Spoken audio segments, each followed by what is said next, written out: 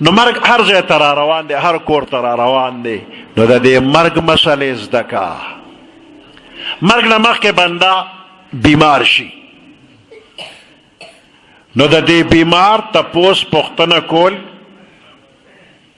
دا ځان له باب د علم دی، یو مسله نه ده، باب د علم دی.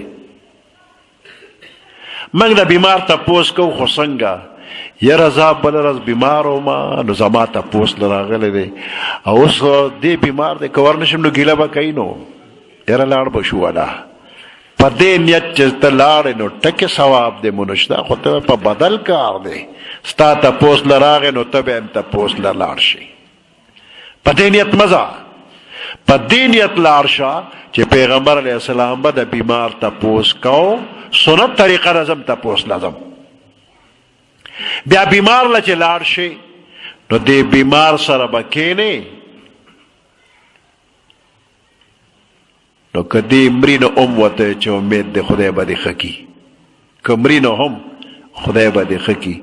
زړه والا ښه کا، فلانې ستا نه ډېر بیمار هغه هم خدای ښه که، فلانې بیمار هغه هم خدای ښه که، تا به هم خدای ښه کي. نو په دې د دې مریض زړه ښه شو.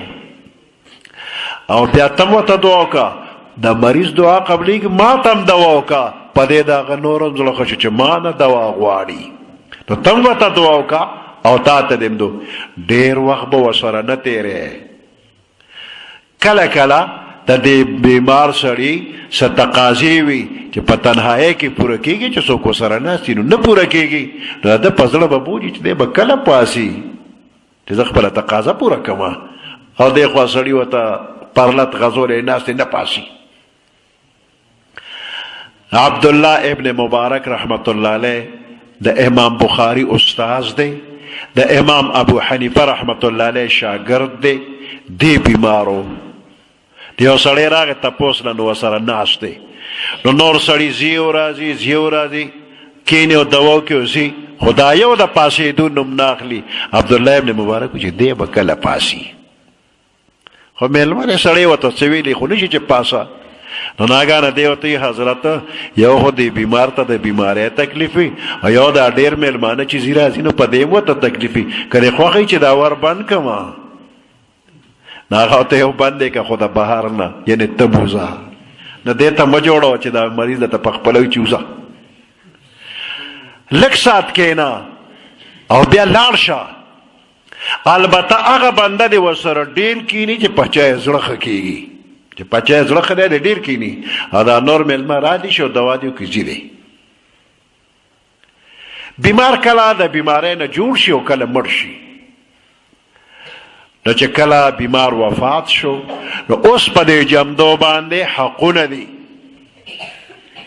دا بنده چې وفات شو نو دله به غسل ورکې، دله به کفن ورکې، د ده د جنازې کټ به وړې، د جنازې مونځ به کې، قبر کې به دفن کې. دا د دې مرده په زنده باندې حق دی. غسل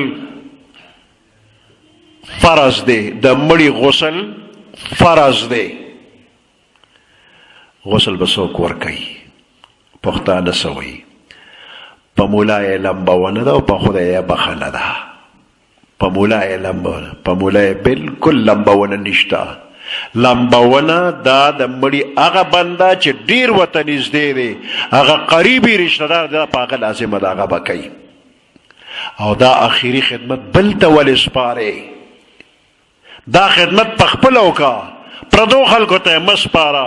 نو د مړي چې کوم قریبي رشته دار دی دا خدمت دی هغه وکړي، او دا د ثواب کار دی، عبادت دی، ثواب دی پې کېږي. نو په مولا لازمه نه ده چې په مولا یې لمبونه ده. د مړي لمبول سپک کار نه دی. بعضې خلک دې ته لږ سپک ګوري، نه دا سپک نه دی، که ثواب دی. شیخ الحدیث مولانا محمد زکریا صاحب رحمت الله علیه یو ډېر لوی بزرګ ولی الله، لوی محدث دی. او پخوا به د عقې نه نکۍ چې راوختې چیچک، نو دې نه به خلک تښتېدل، خپل مړی به یې پرېښو او به تښتېدل. نو داسې طالبان چې په دغې ننکو به مړه شو، نو مولانا زکریا صاحب وایي ما وله غسل ورکړی دی. 200 نه زیات مړي مې لمبولې دي وی په دې د خدای شکر ادا کوم چې د خدمت موقع مال راکړه. نو مړي لمبول بده خبره نه ده، خو دا خدمت به قریبي رشتہ دار کوي، بل چاته به نه پرېږدي. د دې څه ثواب شته؟ مړی چې چا اولمبو نو د دنیا خیرې ته لرکو، د دې غسل ورکوونکي بنده د عمل نامې نه د ګناه غټ غټ خیرې به الله پاک لرکي، بخنه ورته الله کوي. نو دا خدمت په اخلاص وکا او خو شوق سره وکا. بیا کفن ورکولی، خو د دنیا یو کپڑا ورکولی، چا چې یو مرده ته کفن ورکه د دنیا کپڑا ورکړه، په بدل کې د جنت د ریخمو لباس به الله ورکی. او دینه پس بیا د جنازې کټ پورته کول دي. سړی چې مړ شي او کونډه ښځه پاتې شي، د دا بعضې بې علمه ښځې د مرده د بیبي ته وایي الله د جنازې د کټ نه مخکې 2 قدمونه واله وګرځه او بیا په جهان گشت کوه، تا ته به اسم نه وي، جهان گشته شه. بیا الله قرآن کې حکم کړی دی چې د مړي ښځه به 4 میاشتې او 10 ورځې د کوره بهر نځي، او دا مکارې ښځې ورته د کټ نه 2 قدمه مخکې لاړه شه، او دا د قرآن دا حکم ختم شو. دا جهالت دی، دا خبرې مه کوه. د مرده ښځه 4 میاشتې او 10 ورځې به کور کې وي، ډول ډال به نه کوي، د کوره به چې ته وځي نه غم له او نه خادیله. خدې دی کې بیا عوام وایي چې استاز ته آواز که چې قدمونه وشمیري. کټ پورته کو، استاز ته آواز کا، او چې استاد راشي قدمونه.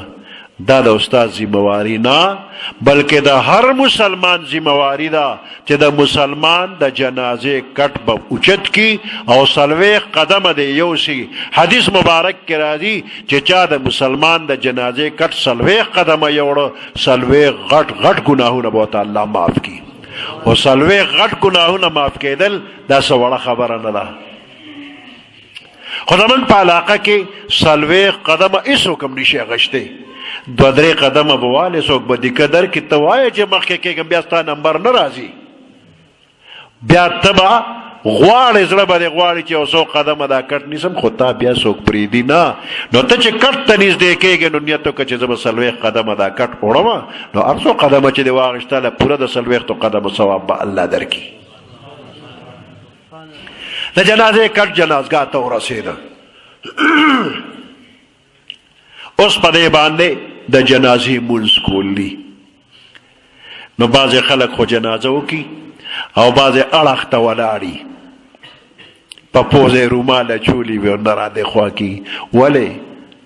اودس مې نشته. چې اودس دې نشته تیمم وکړه که نه، تیمم چل نه راځي. بعضې د دنیا ډېر هوښیار خلک دي، د دنیا په خبرو ډېر پوهېږي. احمد علي جان مولوي صاحب د خدای بخښي هغه خبره کوله، ویل جنازې نه مخکې مقبرې ته تللی وم، نو یو سړی نو په مولیانو پسې ګډې وړې خبرې کولې. وی ډېرې خبرې وکړې. وی دې کې جنازه را ورسېدله. وی چې جنازه را ورسېدله، وی دې زر پاسېده او یو اوپره کچه قبر و هغې ته یې مخ کو، په ځان یې څادر واچو، خاورې یې داسې لاندې وویشتې. تیمم یې و، خاورې یې لاندې وویشتلې. نو وی بیا را پاسې او څادر یې اړخ ته کېښو، مټ یې ونغستې او په خاورې یې لاس راښ کو، یو خوا بل خوا او په مخه. وی ما خو ورته وکړه چې مولیانو پسې خو ده ډېرې خبرې کولې، او حال یې دا دی چې تیمم کې استنجا هم په خاورو وکړله، او په مخ او په لاسونه خاورې راښکلې. وی ما ورته چې هلکه خولې کې دې خاوره وانه چوله، سپېمو کې دې هم خاوره وانه چوله. لږ خو چل زده که، که اودس دینې نو تیمم وکړه. د تیمم چل د استاز نه زده که، تا ته به چل وښیي نو تیمم وکړه، خو جنازه وکړه. دا نه چې اړخ ته ولاړې او جنازه نه کې. بعضې وایي ما له جنازې مونځ نه راځي. تاسو وایي دنیا ډېره ترقي وکړه، اسمان ته خلک ورسوي، خو اوس هم داسې شته چې ګوره جنازې مونځ نه ورځي.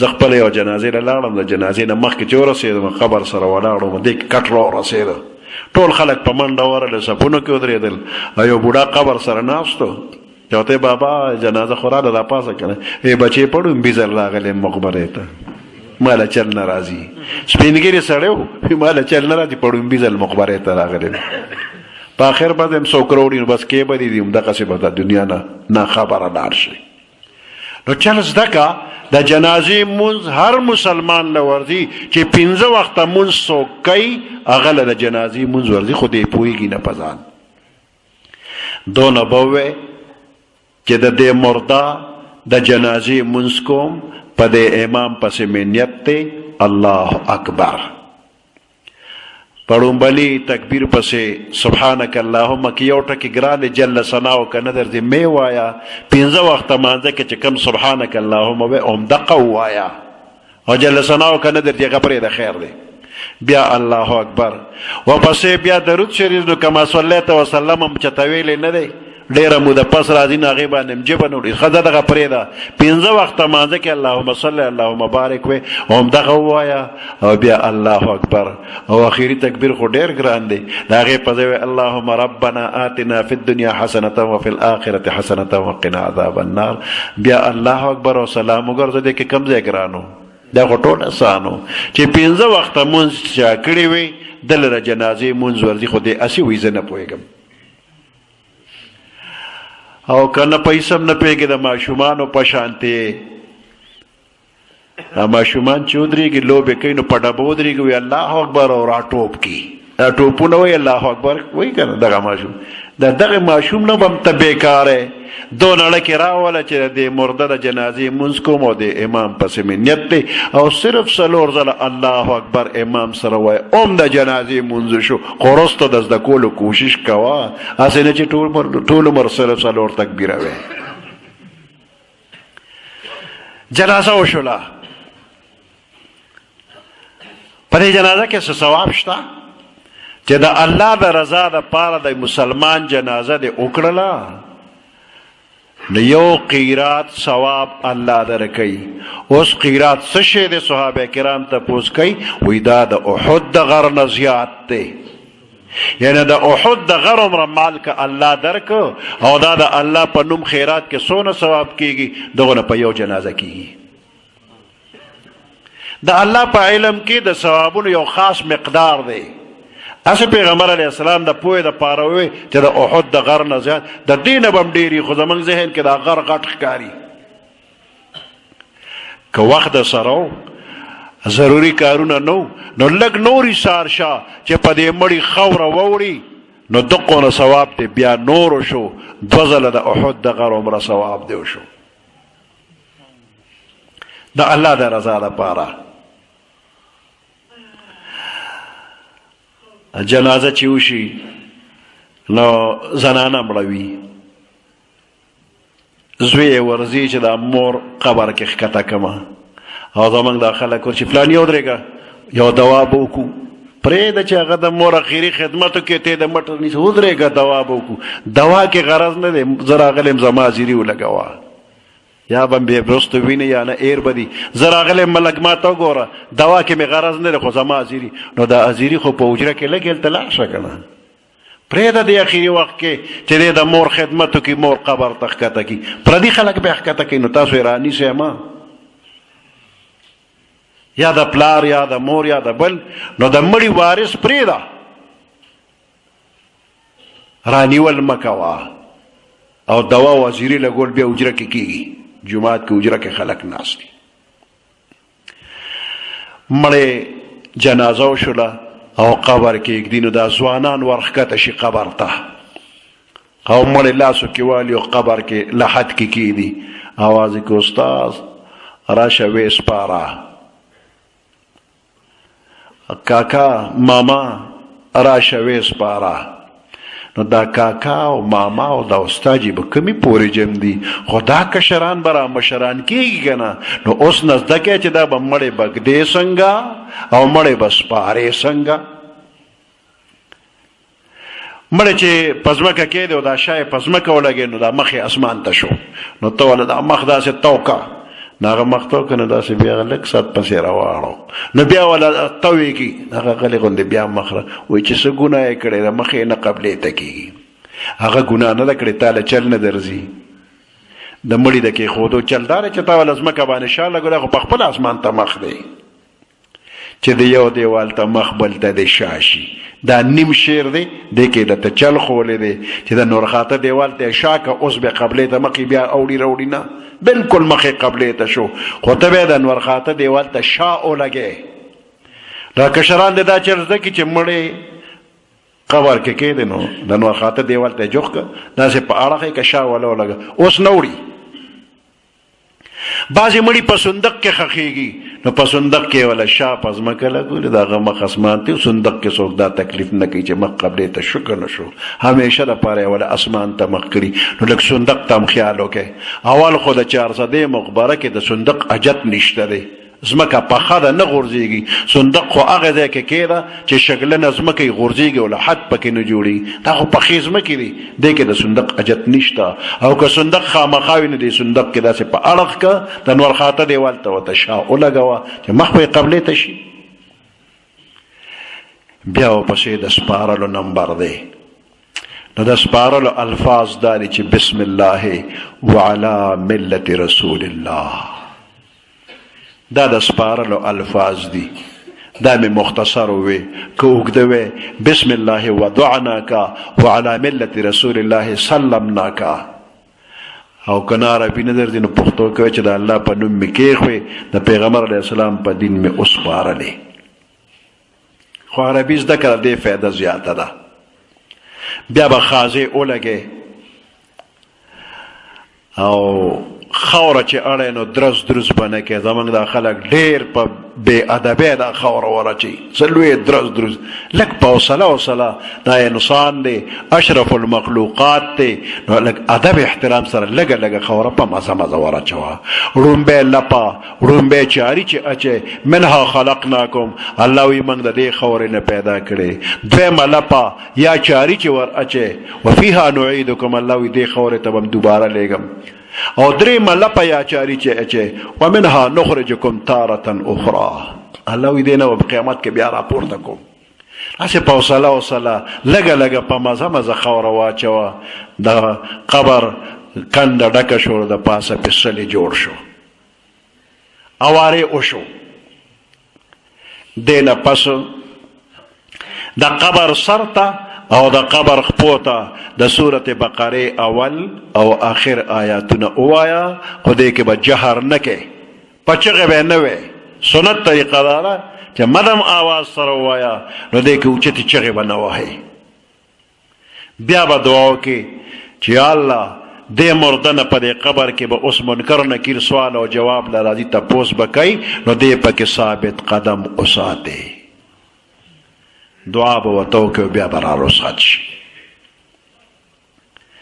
دې نه پس دا خپل مړی ایرومه کله کله به مقبرې ته ځې دعا له او 3 ورځې پورې به د مړي خپلوان حجره کې ناستی او خلق به دعا له راځي داسې خبرې به کوي چې په هغې د مړي د وارثانو زړه له ټکور ورشي او دعا به کوي نو تاسو خو خیال کوئ که نه چې په حجره کې خلک ناستی په هر کټ کې ځان له کیسټ لګېدلی وي هر یو ځان له ګپ لګوي نوې سړی راشي هغه وایي دوا به وکړو لاس ټول اوچت کړي خو هغه د خولې ګپ بند نه شي لاس اوچت دی او په مخ لاس راکړه تاسو ووایئ چې په مخ دې لاس راکړه دا خو زوړ ګپ روان په روان پرېښوده او د مړي نوم قدرې دې هم نه دی اخیستی او ته په مخ لاس راکاږې نو لږ ساعت نه خو چپ شه که نه دونه خو چې خدای دې وبخي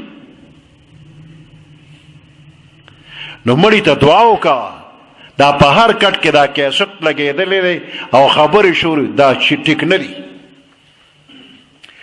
3 ورځو پورې خلق براشي او یو ځل راتلل سنت دی یو سړی دی بار بار نه راځي چې 3 ورځې راځي او 3-4 ځله راځي یو ځل راتلل البته کم سړی چې د کلی نه بهر تلو په سفرو او دی اوس راغی نو دی خبر شو دی به راشي چې زه کلي کې نوم اوس خبر شم 4مه ورځ ده 5مه ورځ ده خو زه اوس رالم نو زه دعا کومه دین پس با خپل مړ ایرینا دعا به ورته کوي. مفتی شفیع صاحب رحمت الله علیه د هغه د پلار نوم د محمد یاسین. د معرف القرآن کې د سورت یاسین تفسیر چې لیکي نو دقلته لیکي چې ما ته پلار ووی. مفتی شفیع صاحب وایي چې پلار راته چې محمد شفیع مړی خو ډېر زر ایریږي خو ما سر مه ایروه. وی دا آواز اوسم زما په غوږ کې د 40 کاله وشو ما پلار یو وخت هم ایر کړی نه دعا ورته کوم. الله دې د هر چا بچي نیکان کی چې خپل مور پلار دعا کې یاد ساتي. نو مړی ایریږي خو خپل مړی زیر مه ایروه. د جمعې په ورځ باندې کله کله ورځه کله کله د جمعې ورځه او سنت طریقه داره چې کور کې نفل وکړه بیا دعا وکړه بیا نیک قبرستان له لاړ شه او د خپل مرده ته مخ کا قبلې ته شا کا ورته ووایه چې السلام علیکم یا اهل القبور یغفر الله لنا ولکم انتم لنا سلف ونحن بالاثر. کدا اوږده الفاظ نشي ویلی السلام علیکم یا اهل القبور او که په اهل قبور دم جبه نه وړي نو السلام علیکم ووایه. او هغه د سپارلو دعا چې وختي ویله نو هغه به بیا ووایه. هر ځل چې مقبرې له ورشي نو ووایه بسم الله وعلى ملت رسول الله. د دې به څه فایده وي؟ 40 کاله د پاره غیر چاپېره ټول قبرستان نه عذاب پورته شو. 40 کاله نو ته چې مقبرې ته ورشي او دا دعا وي نو دا ټول مړي به خوشحالي. خو که د مور پلار قبر له ورغلي نو هغوی به په نورو مړو فخر وکړي چې نن زما بچی راغی او داسې بهترینه تحفه یې راوړله او ډالۍ یې راوړله چې ټول یې 40 کاله له خوشحاله کړل. بیا به قرآن شریف تلاوت وکړي چې څه د یاد یې الحمد قل هو هر چاله ورځي او که نور صورتونه چاله ورځي هغه دې مو وایي او د دې ثواب به د مقبرې والا ته وبخي. ستا پکې څونه ثواب د آدم علیه السلام نه والا د قیامت د اخري انسانه پورې تمام انسانان نارینه زنانه لوی واړه کافر مؤمن د دوی د شمار برابر نیکۍ تاله ولیکلی شوې. دغه شانتې ستا د مرده تم ثواب رسیږي. نو په سنت طریقه باندې قبرستان ته ځه او کم بنده چې د مور پلار قبر لا د جمعې پر ورځ او په دنیا کې فرض که د ده نه خفه شوي د الله په کتاب کې دی د مور پلار تابعدار ولیکلی شي. نو دې کې مسلې هم راغلې او دې کې باب د علم هم راغی. 100 بابونه د علم او 100 مسلې پکې راغلې. د دې په اورېدو کې هم ثواب دی په ویلو کې هم ثواب دی او بیا د عمل هم ثواب دی. الله دې تاسو موږ ټولو ته د دې ثوابونه راکړي او بیا چې د موږ دا کم ثوابونه دي نو تمام اهل اسلام ته ور وبخي چې د پیغمبر علیه السلام ټول امت ته الله د دې ثواب ورسوي. او د مولانا فرید ګل صاحب والد صاحب خصوصا دعا کی یاد کې چې الله پاک ولا د دې اورېدو د دې ویلو د دې نیکو اعمالو ثوابونه ورکي او قبر دې الله پاک د جنت الفردوس یو باغچه جوړه کړي. سبحان ربك رب العزة عما يصفون وسلام على المرسلين والحمد لله رب العالمين. یا الله زمونږ د ټولو په حال باندې رحم کرم وکړي. ګناه خطا باندې قلم د عفو راکاږي. تر اوسه چې څومره ګناهونه شوي دي الله دا ټول ګناهونه راته معاف کړي. آینده د نیک عمل توفیق راکړي او د بدو عملونو نه وساتي. بیمارانو ته دعا وکړه چې هر څومره مسلمانان بیماران دي یا الله صحت ورله ورکړي د نیک عمل لپاره یې روغ جوړ کړي او کم چې وفات دي یا الله ویې بخي قبرونه د جنت باغچې کې مرګ نه خلاصي نشته. موږ به ټول مرو یا الله د ځنکدن د سختونو او د قبر د عذاب نه موږ ټولو ته نجات را نصیب کړي. د حاضر مجلس په زړه کې ډېر مرادونه او مقصدونه دي الله تا ته معلوم دي. ته حاجت روا مشکل کشای د دې ټولو شرعي مقصدونه د خپل غیبي خزانو نه ترسره کړي. د خپل ملک ته دعا وکړي چې الله پاک پکې امن او امان راولي. د شرونه فتنې فسادونه الله پاک لري کړي.